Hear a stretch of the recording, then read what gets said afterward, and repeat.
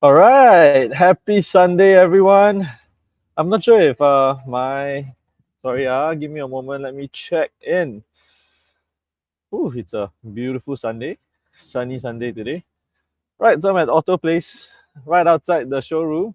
So today is a post-launch day. I'm gonna just check real quick if my Instagram. Yes, my Instagram is loading. So the last time when I live stream, right? Turns out it wasn't streaming on Instagram. So yeah, so sad. I guess most of my friends missed it. Okay, so today I'm at Otto Place EC. We're gonna be talking about some of the most common questions and challenges people have while balloting for Otto Place. I think Otto Place was very contested. Yesterday during the balloting, right? Wow, it was so much joy. People who got queue number and got the units they want, they celebrate like yeah. Then after that, people who, especially the second timer, wow, there was so much agony and pain. For the past few EC launches, right?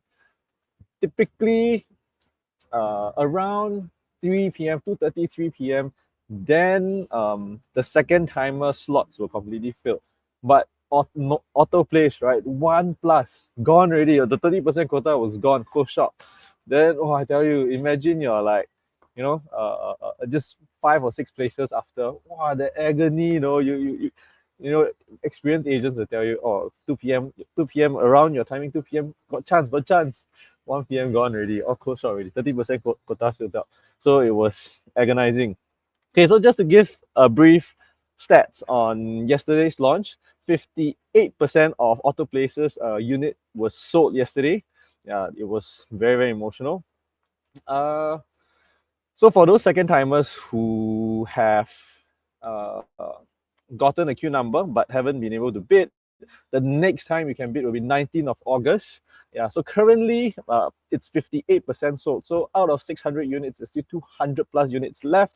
Now the showroom is open for first timers who want to kind of see what units are left. Later I'll run through what are the balance units available, what were some of the most popular units, why were these popular, what the crowd kind of thought that day, what are some of the least popular units. Least probably means cheaper as well. And why? Why is it not so popular? In fact, it's very surprising. You see some of the stacks like completely empty, one, nobody buy one. And then some stacks were like woof, completely gone. I'll tell you which stacks were the first to be sold out. Tell you some data points, the average PSF that the units were sold for. Without further ado, yeah, as well as FAQ. If you have any questions, feel free to ask me at any point of time. If you're on my TikTok, I may not be able to see your questions. I will try to get my questions back to you, answer all your questions today. So stop me anytime. I have all the data here.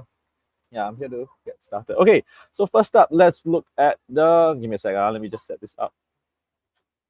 Boom. Okay, nice. Let me just set all this to the side. Okay, so first up, let's look at the place. So right beside the showroom, this is the Auto Place showroom. Beside the showroom is the Auto Place across the road. And further down, sorry, this is Novo Place. This is Auto Place. And further down, if you see over here, it's the MRT. MRT is right here. For those who are here, you would know. I mean, those who came down the showroom, you would definitely research all these. Now the question I have for all of you. You see this showroom that's right beside the condo? What do you think this plot of land is? What do you think this plot of land is zoned for? Because after the showroom is done, they're going to tear down. Then it's an empty plot of land, right? Are they going to build something in the showroom? What do you guys think? Let me know. Okay. So actually, this place is either residential or mixed use development. So if it's a mixed use development right beside your condo, you tell me what or not? Yeah, so right beside your condo, across the road, you will see this mixed use development for shopping mall, supermarket. Wow, that would be fantastic. That's one of the downsides to this is that the nearest mall, you need to take one MRT stop to get there. Still very convenient, but that's one thing. If it's right across the road, my gosh, that would be awesome. Okay, so let's first look at all the units that have been sold. Okay, tada! So you can view all these online as well. So block 26. See, only the C4 type has been sold. C1, nobody took any. C2, nobody took any. D2, which is the largest unit type, penthouse was sold as well as 2 units. The most popular blocks were block 22 or stack 24. These two were the most popular. And of all unit types, the one that sold out the fastest was this unit 12, the smaller 4-bedroom deluxe. The 4-bedroom unit, this one sold out the fastest, was the first to be completely sold out. Yeah. Okay, so now the question is, why is this the most popular block and sold out the fastest? This was the second fastest to be sold. Of all unit types to sell out, the fastest to sell out was the 4-bedroom type, followed by the C5, 3-bedroom luxury plus study. So let's go and study further why these two sold out really quickly. So if you look at the, can I see? Okay, yeah, there we go. Okay, so if you look at this layout, right? This block 24, full side facing, was sold out the fastest. Yeah, then the second fastest to sell out was this block 22, facing Novel Place. So Novel Place unit, the reason why this row sold out very well was because this row is cheaper facing out. But actually, right, if you saw the numbers between what was shown during the pricing day, was that, sorry, the price review day, is that actually the ones facing the swimming pool were on the undervalued side, because typically, right, condos, if you want to pay for the view to have a swimming pool view, you would expect a markup of approximately 50K more. But actually, all these units that were facing the swimming pool, right, they were only marked up, I think it was $12,000 if I recall correctly. It was by Isaac who said that. $12,000 for swimming pool. So of course it was very good value, and that was why it was sold out super quickly. And if you look at all the bedroom size, right, you can have 3 bedroom study, but if you stretch a little bit more for small quantum, you can get essentially the 4-bedroom already, 4 proper room plus study. So that's why I think a lot of people stretch a little bit more and then got the 4-bedroom unit types. Now the question is, how much? Yes. Okay, so we're going to walk to the model, then you can see. At the same time, we look at some numbers. Okay, so average PSF for the smallest 3-bedder is 1,665. It went as low as 1,593 per square foot. Wow, that's super cheap. Then for the C3, C4, they were the most expensive average PSF at 1,000. Okay, so let's look at the average here. The smallest is 1,665 PSF, followed by 1,688 PSF average, then 1,737, 1,714. Yes, then 1,652. So if you look, the most popular 3-bedder type, the average PSF was 1,652. So people bought in. Why? Because PSF is a lot lower. Yeah, so if you look at the highest price, right? Let's look at the high end. We're gonna go from the smallest bedroom to the highest bedroom. For the smallest bedroom, the highest PSF was 1,772, followed by 1,773, followed by 1,812, 1,815. And then now the most popular 3-bedder, 1,666 is the highest PSF. Again, you can see a common theme here. People see what is most value for money, then they ballot. Okay, now let's look at the 4-bedroom. So for the 4-bedroom, right, the smaller 4-bedroom is 1,705 PSF on average, and then the largest is 1,670 PSF on average. And the reason why nobody, or rather the largest, okay, so 4-bedder, actually there's quite a huge gap in terms of the size. So the smaller 4-bedder is 1,012 square feet, and the larger one is 180 square feet more at 1,195 square foot. So in terms of quantum, right, it's a lot more. So to give you an exact idea, the average quantum between the largest, or rather the 4-bedder and the 3-bedder, 3-bedders all range about 1.6 million to 1.62 on average. In fact, some people even paid as high as 1.7 million for the 3-bedder.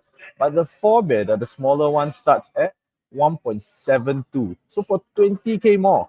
or to as much as 100K more, you can upgrade basically from 3 bedrooms to 4 bedroom, right? So from 3 bedder to 4 bedder. That's why a lot of people shong for the 4 bedder, because it's just a small upgrade, or rather a small price, additional price to pay, and then you can upgrade to the much larger room. But for the largest 4 bedroom, it jumps from 1.7 million to $2 million average.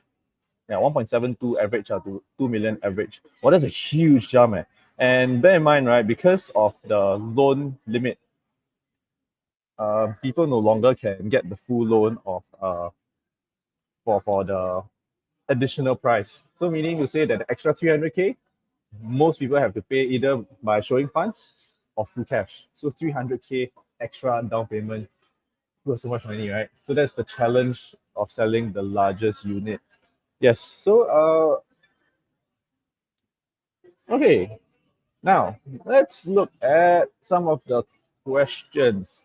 Okay, so if you, in terms of units available, there's still plenty of units available for first timers. Second timers, you have to wait till 19th of August. So we most likely, not most likely now, almost certainly you will have units left. The issue is whether you still have 4 bedroom units left because of how undervalued it is.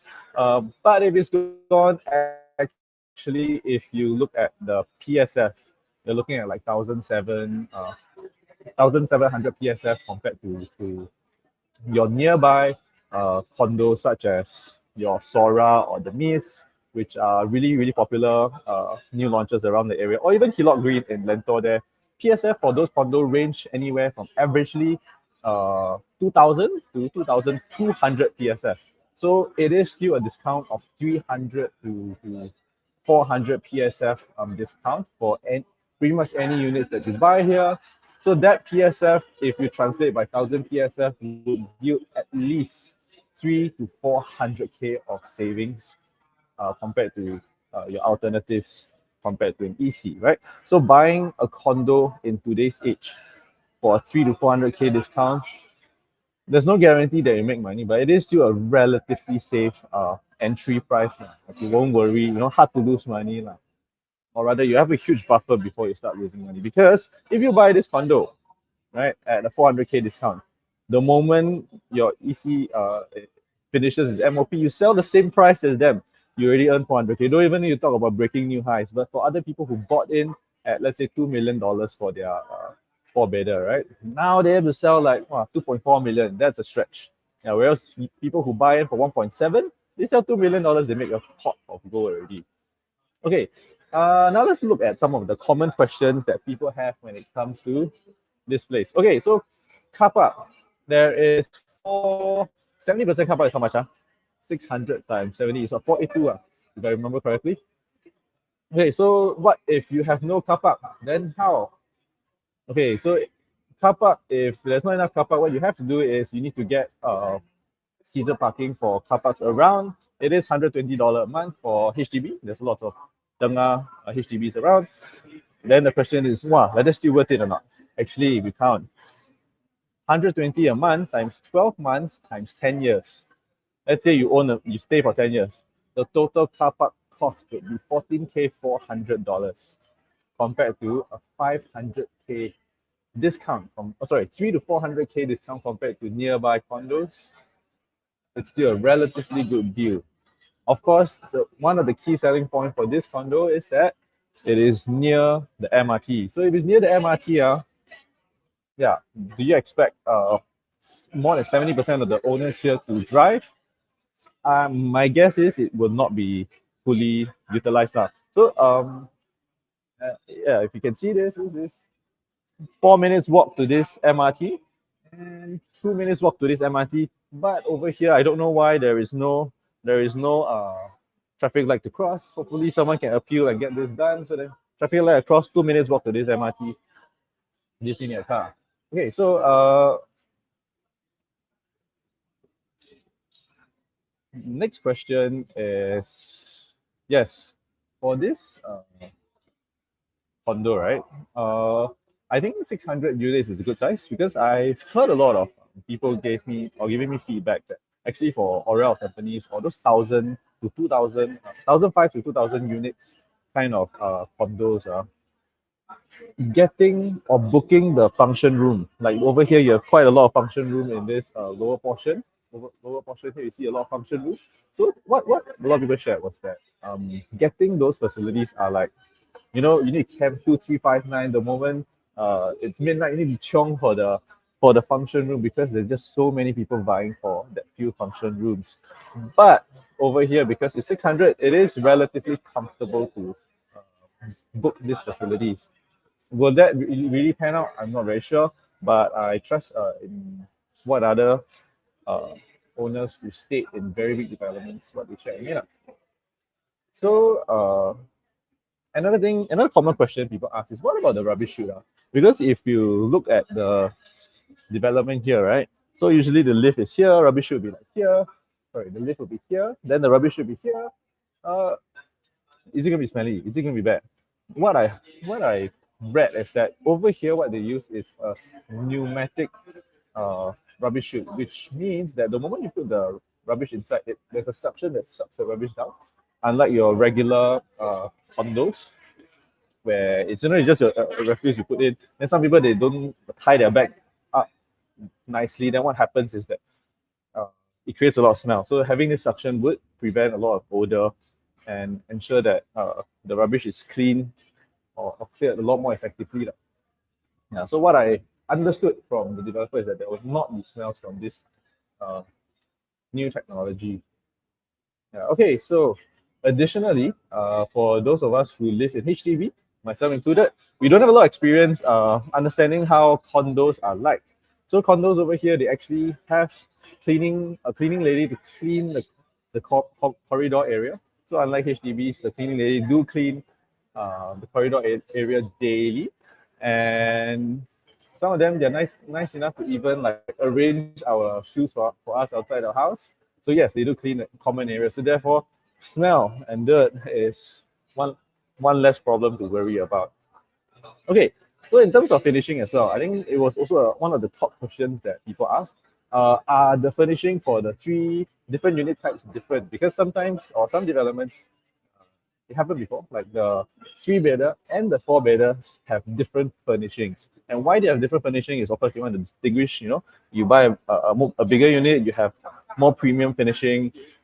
Then this doesn't feel nice, right? You are already, even if you buy a supposedly smaller unit, it is still 1.5 million, 1.6 million, 1.7 million purchase. And then you get an inferior finishing. So it just feels or leaves a sour taste. But in this development, all the finishing is the same, whether you buy big or small, same thing. So that's fantastic. Just take note that when it comes to condo, right, one thing you need to understand is that anything to do with exterior, like let's say you want to build a zip track to cover the exterior, it needs to follow the same design, the same facade. Yeah, so you cannot change the color of the facade, like have some yellow a zip track. Yeah, that will not be allowed. Okay, so that's just one thing you know. And if you look, block 22 and block 22 and block 20 is the most popular. And now once we see the model, we understand why. So first thing is that it's a bit covered, right? It's a little sheltered. So you see that there is this little shelter here. So then it blocks sun from the morning sun and the afternoon sun. Then the second part is that block 22, 24 has a sky garden. But honestly, sky garden is kind of interesting because it's on the 16th floor and it faces Novel Place, which has a maximum height of 16th floor. So you're literally looking at other people's rooftop, right? You can't see over. So yeah, I don't know if that is really the key sell, or rather the fact that it is undervalued that got it sold the quickest. So now we look at the least popular unit. What was it? It was block.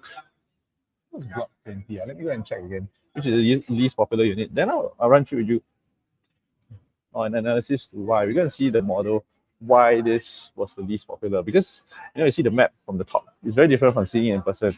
Okay, so the least popular unit is block 26 and 34. 26, 34. Okay, let's go and see. Yeah, so 26, 34 don't have Yeah, they don't have four bedrooms.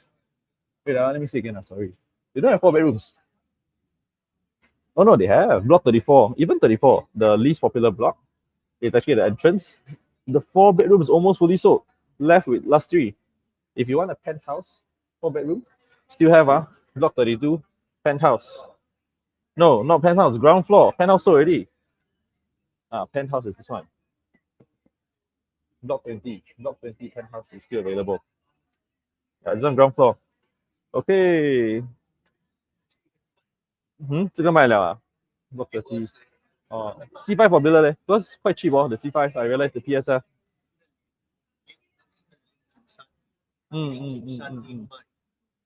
Oh, okay.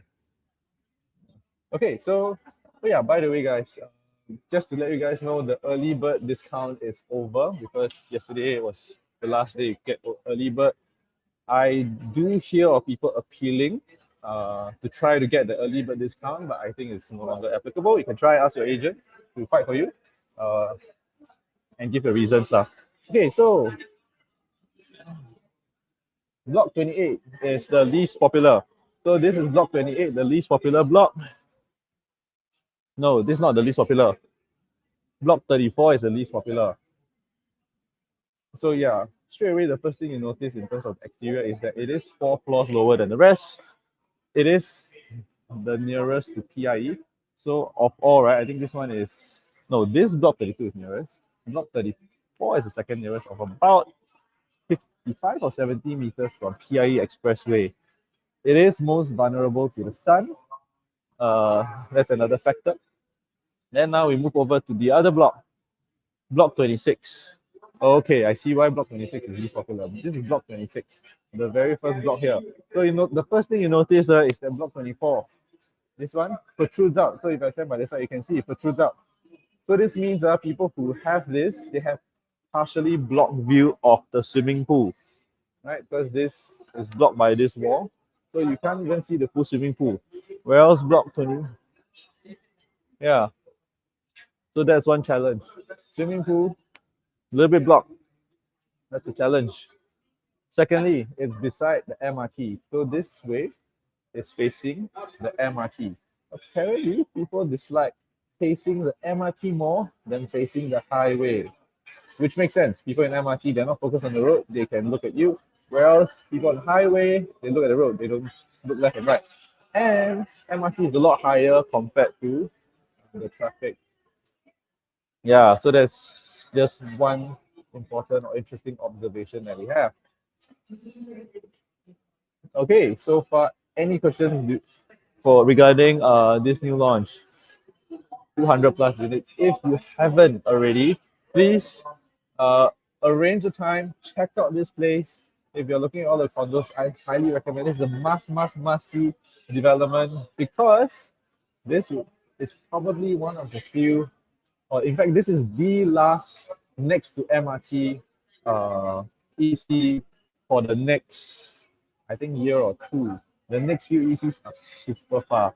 The Senja, the next best one is Senja, right? Then there is Pasir Ris, there is Tampines. They are not near MRT at all. So this is the one that's near MRT.